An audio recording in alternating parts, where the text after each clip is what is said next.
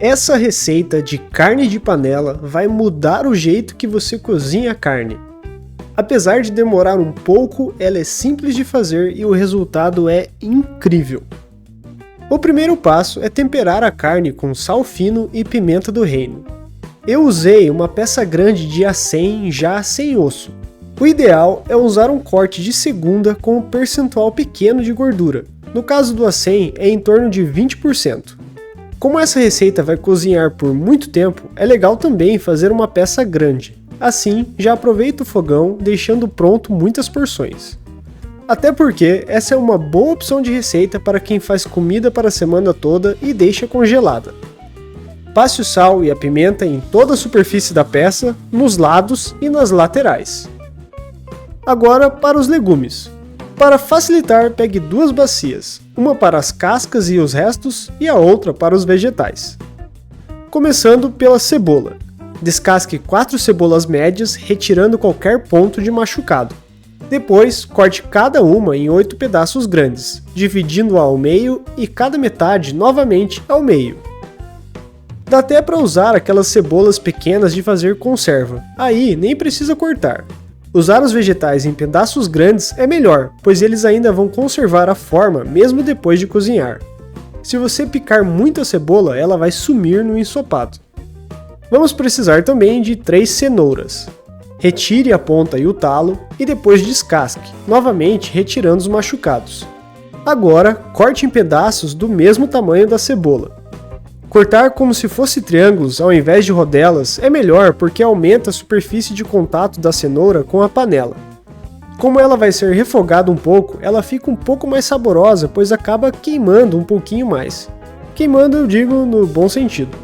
Para isso, é só você cortar em ângulos de 45 graus e girando a cenoura a cada corte, como eu fiz aqui. Com tudo cortado, despeje na bacia e reserve. Nesse tempo, a carne descansou um pouco, mas em contato com o sal. Isso faz com que bastante umidade saia e fique sobre ela. Tente secar a maior parte desse líquido utilizando guardanapos de papel. E não se preocupe, pois o sal e a pimenta não vão sair no guardanapo. Eles já entraram na carne. Antes de cozinhar, vamos selar a carne, a fritando como se fosse um bife. Essa etapa com o guardanapo ajuda a formar uma casca um pouquinho mais seca e por isso sela melhor a carne. Isso é também uma boa dica para aquele bife normal de frigideira. Tenta isso na próxima vez que for fritar uma carne e veja a diferença. Com a carne e os legumes preparados, vamos ao fogão. Na sua maior panela, uma que possa ir ao forno, ou seja, sem cabos de madeira ou plástico, despeje um pouco de óleo para cobrir o fundo e partes da lateral. Como a carne que eu escolhi é alta, eu girei um pouco a panela para subir uma parte do óleo. Em fogo alto, depois que a panela esquentar bem, coloque a carne. Tem que escutar aquele barulho de bife quando encostar na panela. Pressione um pouco com os dedos para não ficar nenhuma bolha de ar embaixo da carne e não mexa pelos próximos 5 minutos. Esse é tempo suficiente para selar a carne e ela não queima. Depois, vire a peça e repita o processo. Para o segundo lado, pode deixar menos tempo se quiser, uns 3 minutos já está bom. Depois disso, retire a carne e reserve, mas a panela ainda continua no fogo. Coloque uma colher de sopa de manteiga e deixe derreter. Agora, despeje a cenoura e a cebola, tempere com sal e pimenta e refogue até mudar um pouco de cor. Não se preocupe com esses pontos que parecem queimados na panela que a carne deixou. É um pouco de gordura, que conforme a gente vai adicionando e mexendo os ingredientes na panela, vai voltando ao ensopado, intensificando o sabor da receita. Após refogar, adicione 1/4 de xícara de farinha de trigo e misture até que ela grude totalmente nos vegetais. A farinha é importante para engrossar um pouco o caldo, mas se você não pode consumir glúten, substitui por amido de milho. Só usa um pouco menos, essa medida para amido talvez seja muito. Agora adicione meia xícara de cerveja Pilsen e mexa bem. Essa é a melhor hora para raspar toda a panela desgrudando aquela gordura que ficou do começo, mas usa sempre uma colher de pau.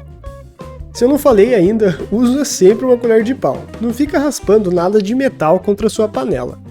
Complete com mais ou menos 700 ml de caldo de carne, preferencialmente um caldo de carne magro. Se você mesmo fizer o seu caldo utilizando ossos, remova a gordura antes. Misture tudo antes de colocar a carne com cuidado. Se você quiser colocar a carne antes do caldo, pode também. Assim dá para ter certeza que não vai vazar nada. Tenta empurrar a carne para o fundo da panela e deixar uma parte dos vegetais na sua lateral. Pronto, agora é só tampar, deixando uma fresta na tampa e levar para o forno a 200 graus por 5 horas. Infelizmente, não é um processo que dá para repetir igual na panela de pressão. Cozinhando mais devagar no forno, vamos ter uma consistência muito melhor da carne. Para quem tem medo de panela de pressão, essa é uma boa opção também. Nesse tempo, dá para fazer outra coisa: ver TV, ir para academia, trabalhar ou descascar batata. Um bom acompanhamento para essa receita é um purê de batata doce. Descasque algumas batatas doces e, ao invés de cozinhar, vamos aproveitar que o forno vai ficar aceso por muito tempo. Embrulhe as batatas em papel alumínio, uma volta no papel já basta. Depois, coloque numa forma e deixe no forno junto com a carne, mas coloque distante da chama do forno para evitar queimar. Como meu forno é pequeno, as minhas batatas acabaram queimando um pouco. 5 horas depois, está quase tudo pronto. Só falta terminar o nosso purê. Retire as batatas para uma bacia e amasse com um garfo. Como eu falei, eu acabei perdendo parte da batata, mas eu tirei o queimado e deu para aproveitar bastante ainda. Coloque sal e misture adicionando um pouco de leite até dar o ponto do purê que você desejar. Colocar um pouco de manteiga também é uma boa opção, mas aí toma um pouco mais de cuidado com o sal. Prove e ajuste o tempero se houver necessidade.